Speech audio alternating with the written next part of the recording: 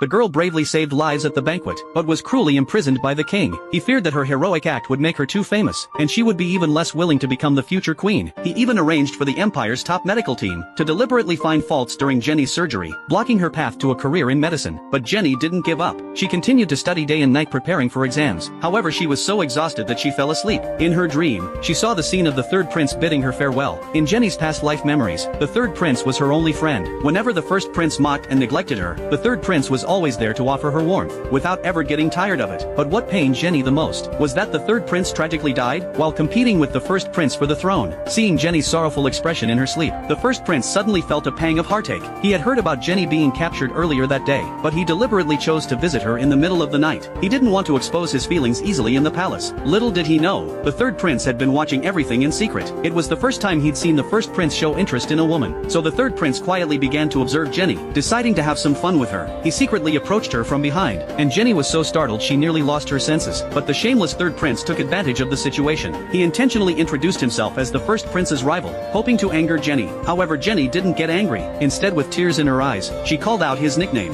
The third prince was stunned, unable to speak. It was only then that Jenny realized this was the first time they had met privately in this life. She quickly adjusted her mood, but the third prince was now strongly curious about her. He was puzzled by why Jenny's eyes were filled with such sadness when she looked at him.